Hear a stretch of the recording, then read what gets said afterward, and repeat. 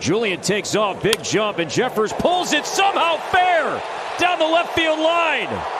Julian's going to round. He's going to score. Well, the series is now down 2-1 to the Minnesota Twins as the Mariners just suffered this loss 6-3. And boy, things went wrong. Let's just go over the scoring summary. Carlos Correa launched a home run along with another Twin that made it 2-0. Second inning, another home run. So the first 3 runs were just purely home runs. And George Kirby, he was doing what he could. It's just those pitches just somehow landed in the seats. But then Mitch Garver put the Mariners on the board to make it 3-1. But then Castro in the 4th inning made it 4-1. Cal Raleigh gave some hopes to make it a 4-3 ball game with a 2-run double. Could have been a home run, but the wind was just too strong. Then Jeffers doubled, and then Kepler doubled, which led to it being a 6-3 game, which pretty much just iced the game. And going over the box scores, Rojas was 2 for 5. He actually did contribute. Julio, 3 for 5. He actually had a pretty good game, and I don't even remember if he even struck out, so that's good. Polanco went 1 for 5. He was terrible. He's been terrible throughout the entire series. And then Mitch Haniger, 0 for 3, including the fact that the ball went over his head.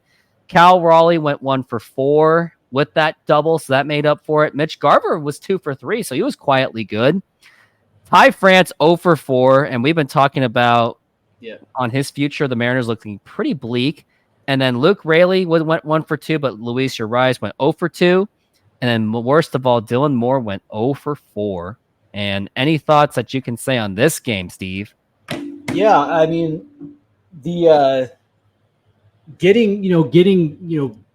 basically getting blanked by a guy like Chris Paddock, who, is not, God's gift to starting pitching. He's a guy that traditionally who's been roughed up in his career, and to essentially put up no resistance to Paddock was quite the shame. And considering what the Mariners had 10 hits tonight, 5 walks, and they couldn't generate any offense, and the only breath of life was a Cal Raleigh double that plated 2, and outside of that, this offense specifically was non-existent.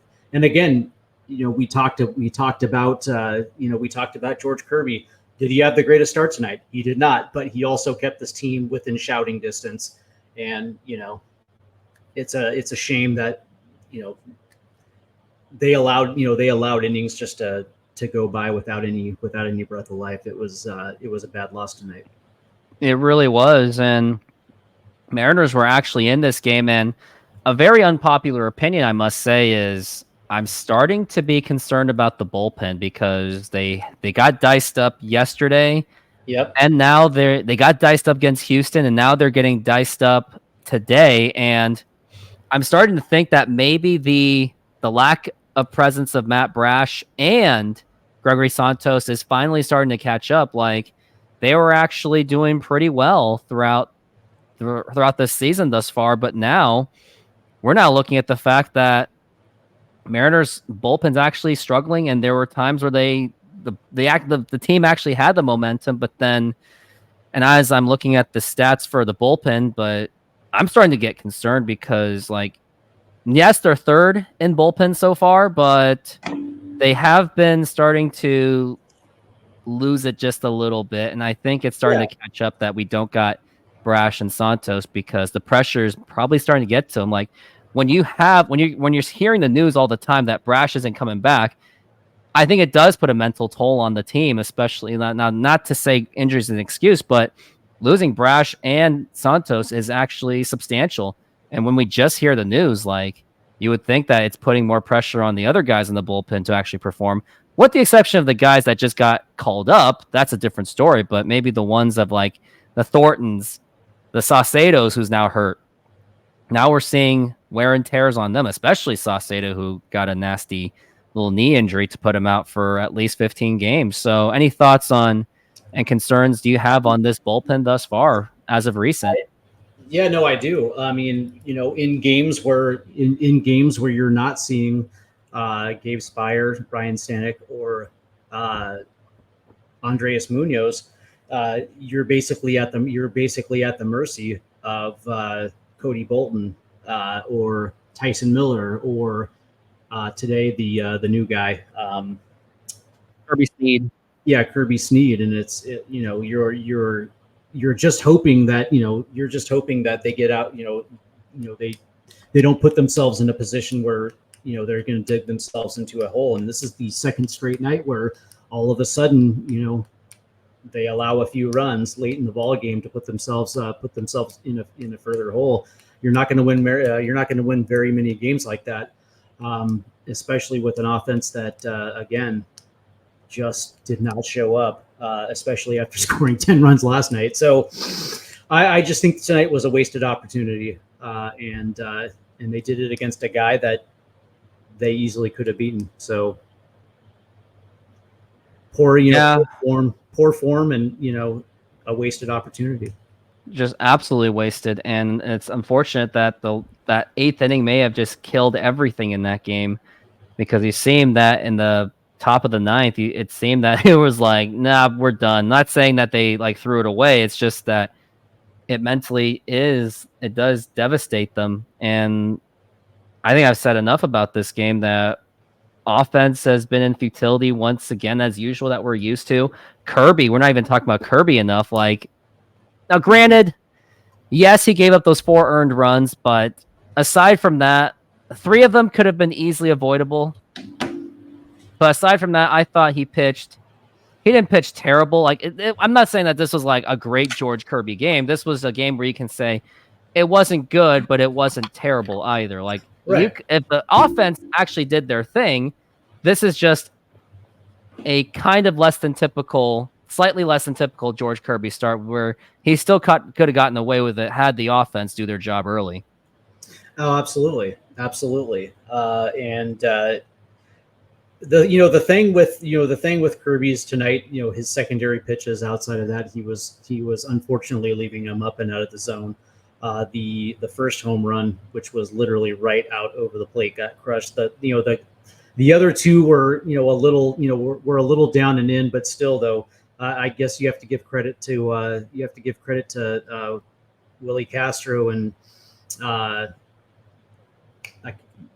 the other guy. Anyway, put good wood on the bat. But that being said, though, outside of that, I thought George Kirby did enough to win a ball game, and it's up. It's only 50% of the equation.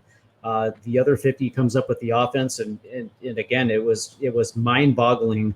It was mind-boggling to see this Mariner offense flail against a guy who is literally hittable. But that being said, it's bad decisions at the plate where you're chasing instead of just being patient. And they certainly did not control the zone tonight. As a matter of fact, they let the zone get the better of them.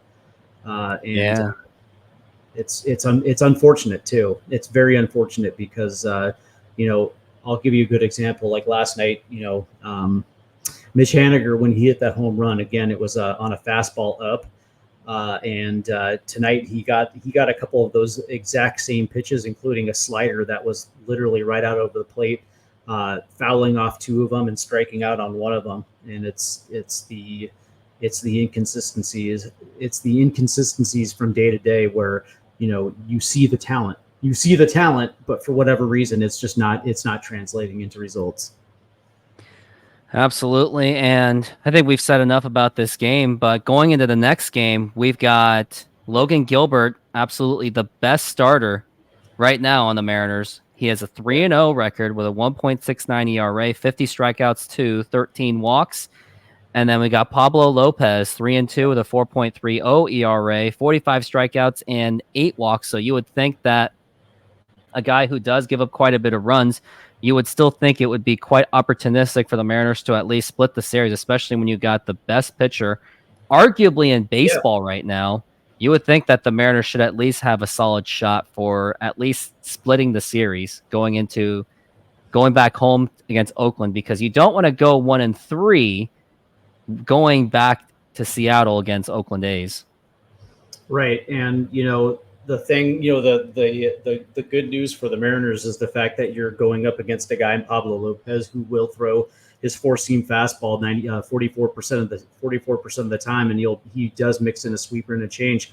But that being said, you're going to have opportunities, to score some runs. It's going to be an issue of whether or not they're going to be able to, keep that focus. But that being said, though, you're absolutely right.